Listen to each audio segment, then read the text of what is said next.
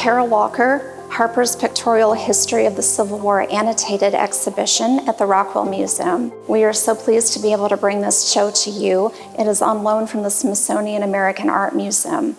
Kara Walker is a contemporary female artist whose work has inspired controversy because of the themes that she engages with, dealing with sexual exploitation, race relations, and the rewriting and misinterpretation of American history. In this exhibition, Walker is exploring her typical working method of using the cut paper silhouette that was the Victorian method of capturing portraiture as her main medium. Paper silhouettes were very widespread in the 19th century and were considered very much of a domestic art form. This was the material and a medium that would have been easily accessible to women, and certainly women of color. Something like oil painting or sculpting was really reserved for a professional artist. And in that time period, that pretty much meant a male artist. Kara Walker has focused in on this medium and uses it in these ambiguous settings that present disturbing narratives. They present American history in a sense that is messy, it is unresolved, it's controversial, and oftentimes it's very difficult to look at. In this series by Walker, she has mined American history to cultivate period images to use as inspiration. In 1866, Harper's Magazine had published a 2-volume series that was looking at the history of the Civil War. These volumes that are part of the exhibition here behind me show illustrations of different historic events, different battles, and are coupled with a variety of essays exploring the course of the war and the resolution at the culmination of that. The frontispiece of these books curiously talks about the need to be objective when recording history, but then it goes on to talk about the Great Rebellion. So we know that this is, even in its day, a revisionist history that is picking and choosing the stories, the memories, and the narratives of what's going to be documented for posterity. This ties in perfectly to the body of work that Walker has already started creating with her cut paper silhouettes. But this series takes a bit of a different twist because she combines her work with that of the historical images, and it grounds them and gives them a sense of time and place and makes them undeniable for viewers to view as fantastic fictional narratives. But these are staring back from the scenes of American history. Walker plays around with this medium expertly, and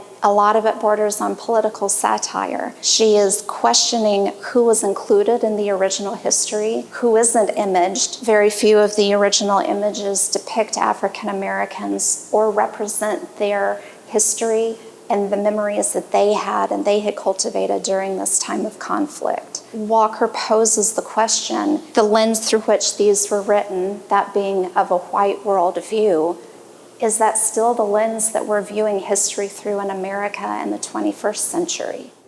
Walker speaks of her use of silhouettes as a medium that creates the outward appearance of calm. Her work here is messy, it is unresolved, it does not directly engage with the image that has been superimposed upon, but it does lend the viewer to look a little bit deeper and to try to search for this alternate narrative that she is presenting to history.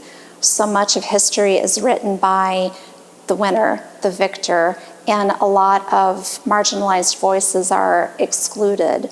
Walker has used the silhouettes here to reinsert the African American narrative back into a medium where it was almost completely silenced. Her silhouettes are vague, they are ambiguous, they are generic. The images that we see represent types rather than actual portraits of individuals. And much like a racial stereotype, they suggest a hidden meaning. They suggest an emotional response, but they don't provide documentation or facts or reasoning that would logically lead us to draw those same conclusions.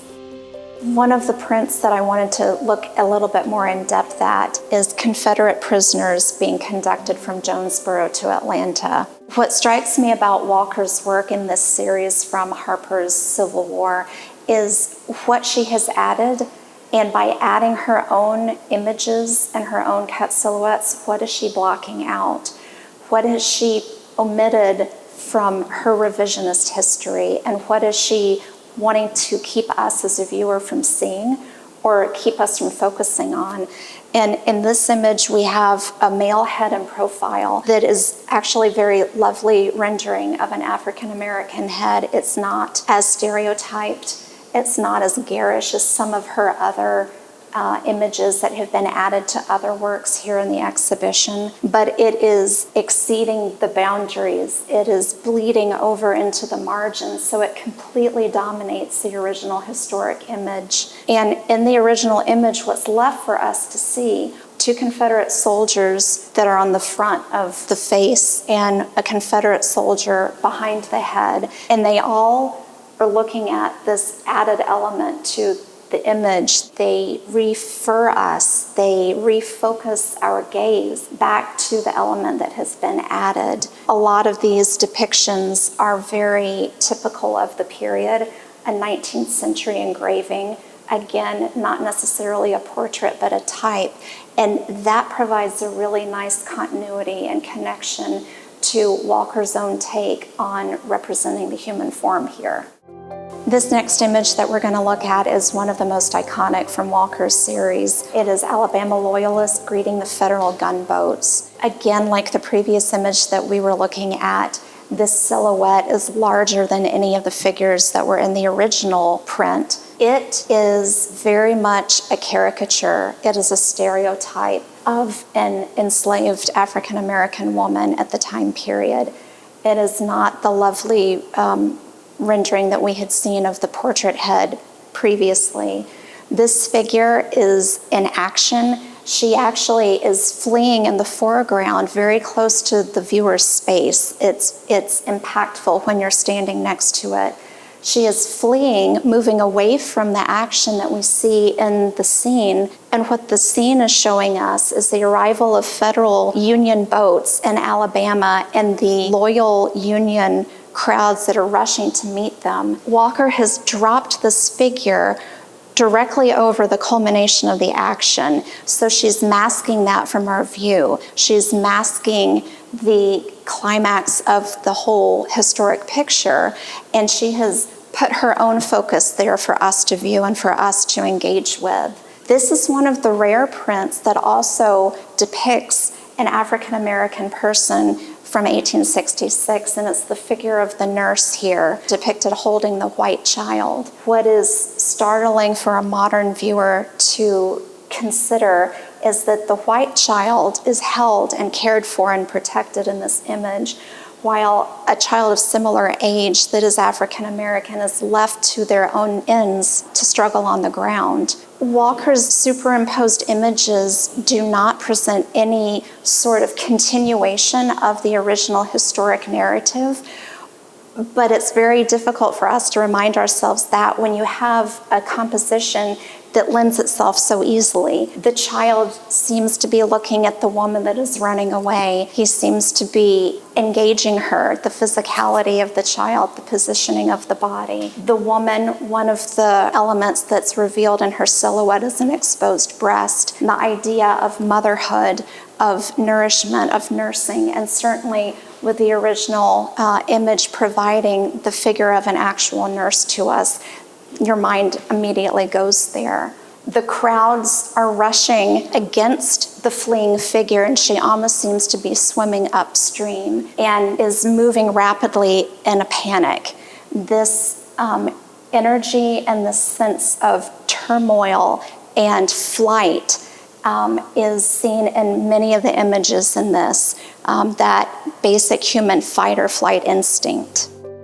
As we look at Walker's body of work, we're reminded that the Civil War still lingers as a marker of slavery and racial inequality in our nation. This reinforces the commitment that the Rockwell Museum has made to diversifying our permanent collection so that we can bring you better representations and include more voices that explore art about the American experience.